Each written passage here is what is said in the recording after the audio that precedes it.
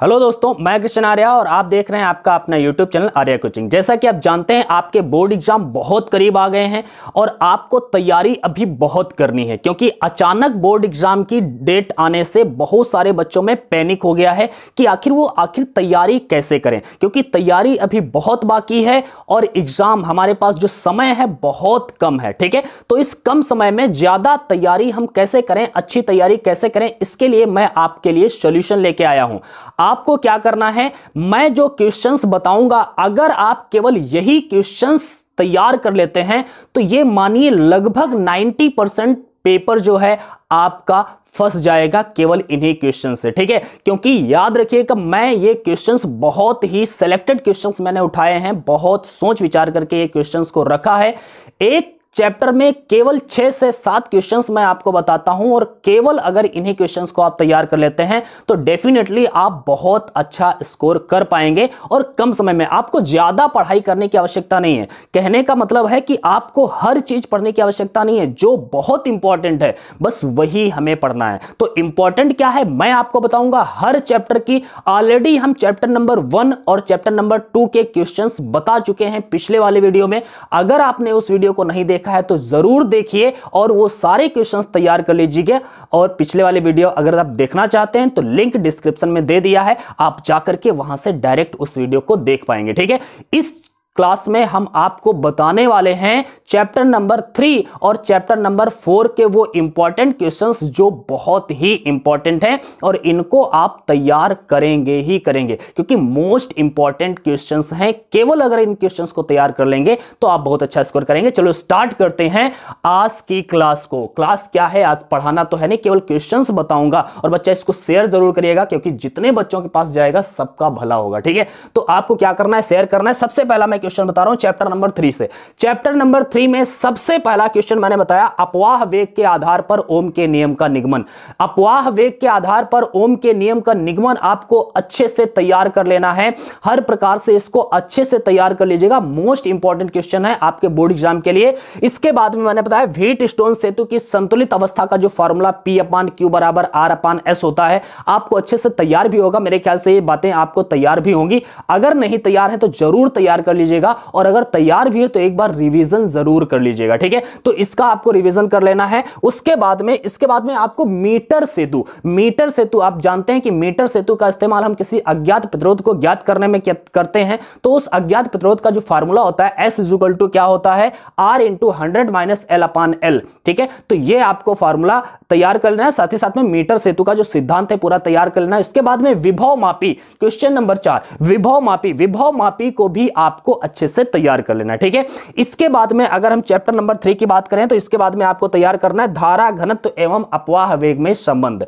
धारा घनत्व और अपवाह वेग में जो रिलेशन होता है J = NeVd, ये आपको तैयार कर लेना है। इसके बाद में अपवाह कुछ परिभाषाएं, बस चैप्टर नंबर 3 से यही क्वेश्चंस तैयार करना है जितने मैंने बताए हैं। सबसे पहले अपवाह वेग के आधार पर ओम के नियम का निगमन। इसके बाद में आपको संतुलित अवस्था का फॉर्मूला, व्हीट स्टोन सेतु की संतुलित अवस्था का फॉर्मूला, इसको तैयार कर लीजिएगा। इसके बाद में आपको मीटर सेतु और विभव मापी, बस ये 4 क्वेश्चंस हैं, आपको अच्छे से तैयार करना है। ये 4 टॉपिक्स को आप अच्छे से तैयार कर लीजिएगा और कुछ छोटी छोटी परिभाषाएं हैं 2-3, ये आपको लर्न होगी ही। अगर नहीं है तो आप एक बार देख लीजिएगा, लर्न हो जाएंगे। कुछ छोटी छोटी परिभाषाएं क्या है आपके पास, तो अपवाह वेग की परिभाषा आपको पता होनी चाहिए। साथ ही साथ में सेल का आंतरिक प्रतिरोध क्या होता है ये आपको पता होना चाहिए। इसके बाद में किरचॉफ का नियम आपको पता होना चाहिए। अगर आप चाहते हैं मैं बता दूं तो अभी मैं बता देता हूं, छोटी छोटी परिभाषाएं मैं बोल देता हूं। अपवाह वेग क्या होता है, तो हमें पता है किसी चालक के सिरों पर जब हम विभवांतर स्थापित करते हैं तो चालक में उपस्थित मुक्त इलेक्ट्रॉन एक निश्चित वेग से गति करने लगते हैं, एक निश्चित दिशा में गति करने लगते हैं। इलेक्ट्रॉनों के इस नियत वेग को ही हम लोग क्या कहते हैं, अपवाह वेग कहते हैं। अगर आपके कहीं ना कहीं लिखी होगी उसको एक बार जरूर लर्न कर लीजिएगा, पढ़ लीजिएगा, रिवीजन कर लीजिएगा। ठीक है, और अगर कहीं भी नहीं लिखी है तो आप हमारे टेलीग्राम चैनल पर जाकर के PDF डाउनलोड कर सकते हैं और वहां पर आप पढ़ सकते हैं। ठीक है, तो डिस्क्रिप्शन में लिंक दिया गया है, तो वहां पर जाकर के आप टेलीग्राम चैनल को भी डाउनलोड कर सकते हैं। और हमसे अगर संपर्क करना चाहते हैं तो आपको मैंने बताया कि आप इंस्टाग्राम पर हमें फॉलो कर सकते हैं, लिंक डिस्क्रिप्शन में है। ठीक है, चलो आगे की बात करते हैं। इसके बाद में आपको बस इसके बाद में किरचॉफ का एक नियम जो होता है, किरचॉफ के दो नियम है, एक धारा नियम है और इसके बाद में मतलब जिसे संधि नियम कहते हैं, और दूसरा वोल्टता नियम है। ठीक है, तो जिसे पास नियम भी कहते हैं। तो ये आपको तैयार होने चाहिए, बहुत छोटी छोटी परिभाषाएं, दो तीन ये आपको तैयार हैं, अपवाह वेग, सेल का आंतरिक प्रतिरोध और किरचॉफ के नियम। ठीक है, अगर ये आपको तैयार हैं और ये 4 डेरिवेशन में 4 से 5 डेरिवेशन छोटे छोटे हैं। डेरिवेशन क्या है, विभवमापी में क्या डेरिवेशन है यार, छोटी सी बात है। ठीक है, तो ये आपको तैयार कर लेने, बस चैप्टर नंबर 3 में ज्यादा पढ़ने की आवश्यकता नहीं है, बस इतने ही टॉपिक अगर आप पढ़ते हैं तो डेफिनेटली आपका बहुत अच्छा पेपर होगा। ठीक है, चलो आगे की बात करते हैं चैप्टर नंबर 4 में। चैप्टर नंबर 4 में अगर आते हैं तो चैप्टर नंबर 4 में सबसे पहली बात मैंने क्या लिखी है यहां पर, सबसे पहले आपको बताया है कि एप्सिलॉन नॉट और म्यू नॉट में संबंध क्या होता है। म्यू नॉट और एप्सिलॉन नॉट में संबंध आपको पता होना चाहिए। अगर म्यू नॉट एप्सिलॉन नॉट में संबंध पता है तो इसका संबंध क्या होता है, C = root mu not epsilon not होता है। इसका वैल्यू क्या होता है, याद रखिएगा 3 × 10⁸ मीटर पर सेकंड, ये प्रकाश के वेग के बराबर होता है। ठीक है, इसका वैल्यू ये होता है। इसके बाद में आपको और क्या तैयार करना है, परिमित लंबाई के ऋज रेखीय धारावाही चालक के कारण चुंबकीय क्षेत्र का फार्मूला क्या है, B = μ0/4π × I/r sin φ1 plus sin φ2। ठीक है, ये आपको तैयार होगा, अगर नहीं तैयार है तो जरूर तैयार करिए, मोस्ट इंपॉर्टेंट क्वेश्चन है। ओके, तो इसको तैयार कर लीजिएगा बच्चा, इसको शेयर जरूर करिएगा, वीडियो को शेयर जरूर करिएगा। जितने भी आपके साथी हैं, पढ़ने वाले हैं, आपके रिश्तेदार हैं जो पढ़ाई कर रहे हैं, उन सबके पास भेजिएगा, क्योंकि बोर्ड एग्जाम बहुत करीब है और समय बहुत कम है। क्या पढ़े, ये दिक्कत हर बच्चे के सामने है, तो आप भी उनकी सहायता कर सकते हैं इस वीडियो को शेयर करके। ठीक है, चलो आगे की बात करते हैं। तीसरा क्वेश्चन मैंने चैप्टर नंबर 4 में बताया। देखो चैप्टर नंबर 4 बच्चा बहुत बड़ा चैप्टर है। ठीक है, तो इस चैप्टर को कंप्लीट करने के लिए आपको बहुत प्रॉब्लम होती है, क्योंकि चैप्टर नंबर 4 से बहुत पूछा भी जाता है। याद रखिएगा, बोर्ड एग्जाम की दृष्टि से चैप्टर नंबर 4 आपका बहुत बड़ा रोल अदा करता है। ठीक है, तो चैप्टर नंबर 4 को आप बहुत अच्छे से तैयार करेंगे। मैंने इसमें कुछ ज्यादा क्वेश्चंस आपको बताए हैं, क्योंकि ये चैप्टर बहुत ही इंपॉर्टेंट है आपके बोर्ड एग्जाम के लिए। ठीक है, क्वेश्चन नंबर मैंने 3 यहां पर बताया है, अनंत लंबाई के सीधे धारावाही तार के कारण चुंबकीय क्षेत्र जो एम्पियर के परिपथ नियम के आधार पर निकाला जाता है, आपको पता होगा B = μ0/2π × I/r। ये आपको डेरिवेशन कर लेना है, बहुत आसानी से आप कर पाएंगे।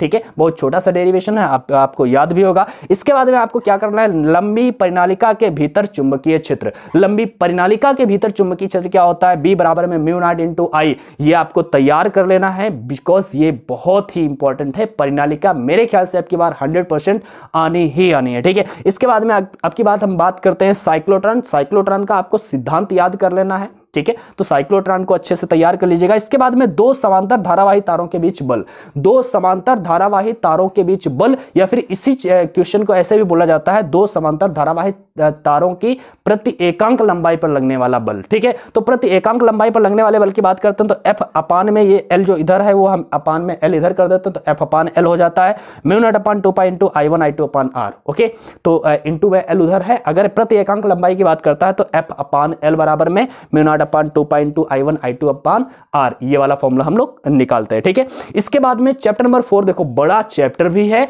और आपकी बोर्ड एग्जाम के लिए मोस्ट इंपॉर्टेंट, तो इसमें ज्यादा क्वेश्चंस मैंने कुछ बताए हैं। ठीक है, हर चैप्टर में मैंने 5 से 6 क्वेश्चन ही बताए हैं, चैप्टर नंबर 1 में, चैप्टर नंबर 2 में, बट चैप्टर नंबर 3 में भी मैंने ऐसे 5-6 क्वेश्चन बताए हैं, लेकिन चैप्टर नंबर 4 मोस्ट इंपॉर्टेंट, इसमें मैंने कुछ ज्यादा क्वेश्चंस बताए हैं। बच्चा इसको अच्छे से तैयार कर लीजिएगा। मैं जो बता रहा हूं, आप जब पेपर देके आएंगे ना, तब आपको पता चलेगा हाँ सर बता रहे थे, वास्तव में ये बात सही थी। मोस्ट इंपॉर्टेंट क्वेश्चंस हैं, अगर आप इसको तैयार करते हैं तो ये मेरा दावा है कि आपका पेपर बहुत अच्छा होगा। ठीक है, चलो तैयार करते।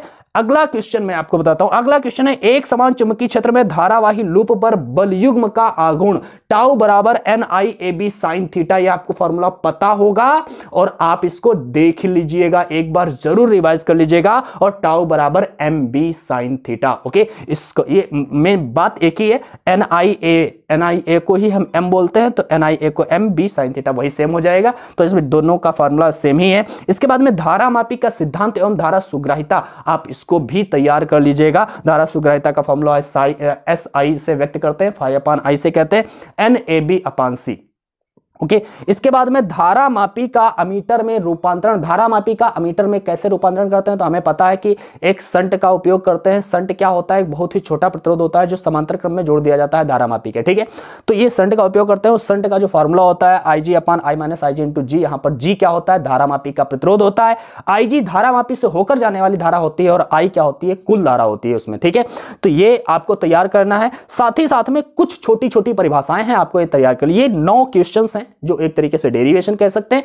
इसके बाद में आपको क्या करना है, कुछ छोटी छोटी परिभाषाएं हैं, जैसे चुंबकीय आघूर्ण क्या होता है इसकी परिभाषा, एम्पियर की परिभाषा आपको याद कर लेना है, एम्पियर का परिपथी नियम का जो कथन है आपको याद कर लेना है, और चुंबकीय क्षेत्र एवं चुंबकीय फ्लक्स की विमा और मात्रक क्या होते हैं ये आपको लर्न कर लेने हैं, ठीक है।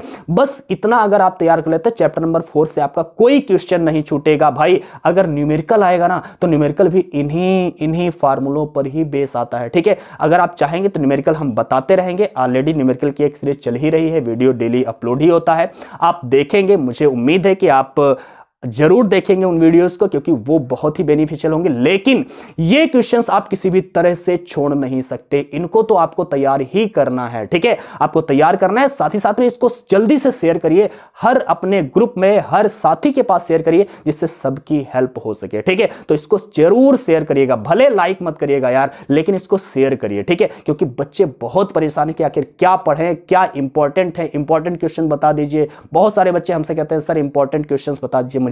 तो मैं आपके सामने YouTube पर बता रहा हूं जो इंपॉर्टेंट क्वेश्चन है चैप्टर के, ठीक है। बस आप इनको तैयार करिए और अच्छा लाभ उठाइए, ठीक है। आज की क्लास में बस इतना ही रखते हैं, लेकिन याद रखिएगा अगली क्लास में हम और चैप्टर्स के इंपॉर्टेंट क्वेश्चंस लेके आएंगे। आपको कल मिलते हैं, तब तक आप इनको तैयार करिए, ठीक है। बाय बाय, फिर मिलते हैं। इसका स्क्रीनशॉट लेना है ले लीजिएगा।